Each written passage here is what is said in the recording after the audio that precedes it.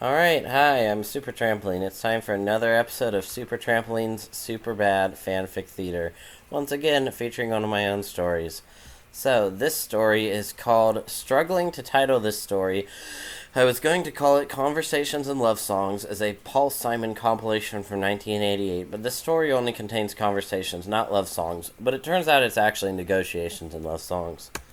So, this is a story about my OC, Super Trampoline, and Starlight Glimmer, not my OC, having Wendy's and chatting about random shit.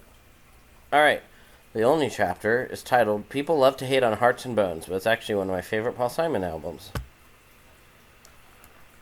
I stare at the bright-colored screen before me. So many possibilities. So many directions I could pilot my ship of destiny into the vacuum of... Oops, there's a random slash there. That shouldn't be there. You know what? I am going to fix this story while reading it. You know, I might write shitfics, but I write shitfics that don't have typos. Where the fuck did it go? Oh, thank you. Thanks, babe. I love how the person with dyslexia finds it. Alright, there we go. Let's try this again. Alright, I stare at the bright-colored screen before me. So many possibilities, so many directions I could pilot my ship of destiny into the vacuum of endeavors before me. The future is bright, my options open, my paths winding, and my choices my own. I wonder, I say aloud, at what point does me having random introductions to my stories in which I break the fourth wall and make them meta stop just being lazy and start being a pathetic self-parody of sorts? Does the fact that this is a shitfic excuse it? Or is that a weak excuse itself? For even a shitfic should be well written in its shittiness. But alas, I have grown lazy and delinquent in my writing, and so it is time for us to, once again, indulge in a shitfic. Sir, this is a Wendy's. Right, sorry, my apologies. Starlight, what did you say you wanted? Starlight Glimmer, riding shotgun in my car, responded, I'm not even going to try to do voices, it always ends terribly. Responded, I'm vegetarian, remember? Like, I'm a fucking pony, currently in a human body. What part of us almost never eating meat is unclear. Right, well, they do have plenty of non-meat options here. Their potatoes are pretty good. And my boyfriend Jack, who is visiting from Chikoltgo, really likes their lemonade. Okay, well, as I said, I'm not super hungry. Going through that portal kind of kills your appetite. So yeah, just give me a potato and I guess some lemonade. From right to left, me and my boyfriend Jack. So, Starlight, what do you think we should do in this story? We still have a tick under 750 words to kill before I can publish it and get the usual 5 to 10 upvotes, 7 to 16 downvotes, and about 8 comments, 3 of which are my own. Super. Have you ever considered maybe you're thinking too small? Like, I know you're afraid of big, long stories because you know you won't be able to finish them, but at least you used to try, you know? Like, I know a big problem with Trixie is that she's really smart and talented, but she almost never applies herself because she's forgotten how to believe in herself. Well, Starlight, if this were a Facebook comment section, I would tag the tag group, listen, next time just at me, okay?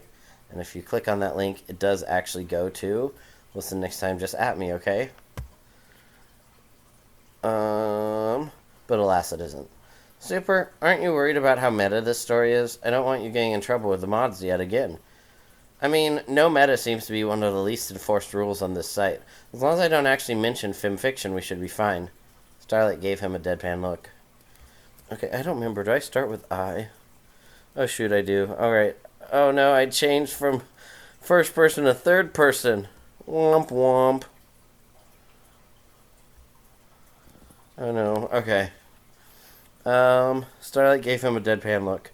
Oh, lol. Oops. Well, here's hoping this story doesn't get deleted. It would be kind of crazy if it did. You'd basically disappear from existence. Starlight gave him another deadpan look. Super. I'm already an imaginary creature. It's not like I can be more imaginary.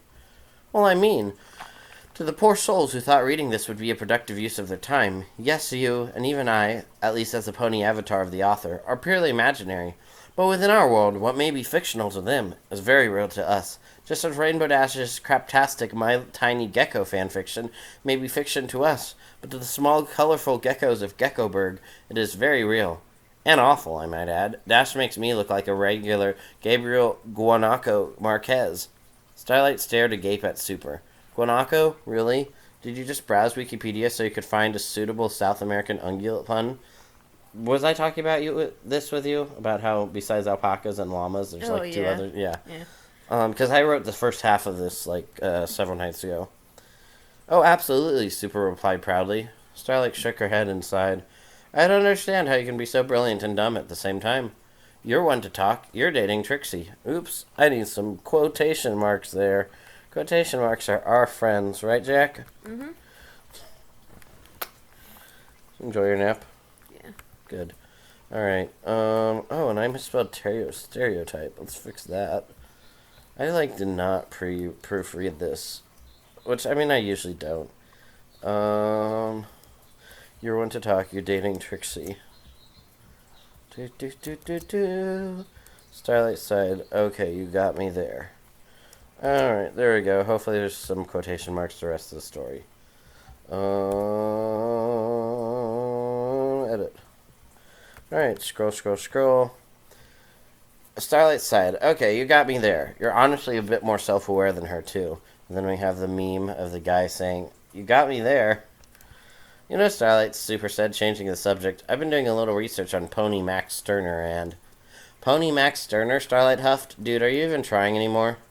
Bold of you to suggest I ever was. But anyway, dude's a lot like Discord. His thing is egoism. I'm not super sure on the specifics because I rarely actually read actual books. But he was basically about being true to yourself. He was somewhere between an ANCAP and a Marxist, weirdly enough. Anyway, I've been getting more anarchisty lately. And then we have, a Sterner picture, but instead of a Sterner, it's Discord. Cute spook. Super. I'm a communist, or at least conservatives and liberals stereotypes of one. I know who Sterner is. Oh, I know, Super replied. This is just exposition for the audience. Starlight rolled her eyes. What even is the point to this story? I swear this is like Waiting for Pony Godot, but dumber. See, that's the thing, Starlight. I have a very broad but shallow knowledge. I'm familiar with Waiting for Godot. I should probably italicize that, but also I don't care. And in fact, in the vein of me knowing tons of facts, I know there is actually is a Waiting for Pony Godot in existence. I believe it also got into the Royal Canon Library, but I'll have to check that. Let me check. Hold on. And then we have a link to Waiting for Celestia, which is Rosencrantz and Guildenstern are ponies. Yep, it exists, though I'm too lazy to track down whether it is in the RCL, Royal Canon Library. Wait, actually I know an easy way to check. And then I have a link to it being in the Royal Canon Library. Aha, fuck yeah, I was right. Anyway, the point is, Starlight, while I am familiar with that story, which I'm now remembering is actually a play, I haven't actually read, or since it's a play, seen it. Okay, but my question still stands. What is the point of the story? Other than getting crossed out McDonald's, Wendy's, we've done jack shit.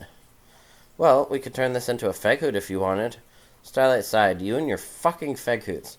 The thing is, the feghoots have to go somewhere, not just be random shaggy dog stories. And the only place this story is going is in the bad fic bin. Super Trampoline made a pouty face. Can I at least tell you what it was going to be? And this idea came up for me when I was, falling asleep a few nights ago.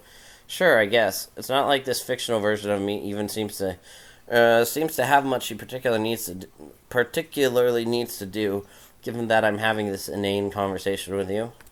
Okay, so, Super began, we'd be dancing with each other, but instead of facing each other, our butts would be touching. We'd be dancing cheek to cheek. Starlight just double-faced hoofed, something like this, and it's a gif of Starlight double-face hoofing from the season 7, episode 10, A Royal Problem. Super, when you can write almost anything you want here, why does what you actually write come out so boring and stupid? Super smiled wanly, himself now sighing. Starlight, it's because I'm too nice to imaginary characters. It's why I can't write parodies of really dark stories even though I want to. For the same reason I never kill people just for funsies in video games, I can't write cruel things happening to the ponies I love in my fanfiction. Okay, well then, write good things happening to them. Okay, but I don't want to break character. Starlight's eyes narrowed. Try me. Okay, Super replied. Starlight lunged at him and they started making out.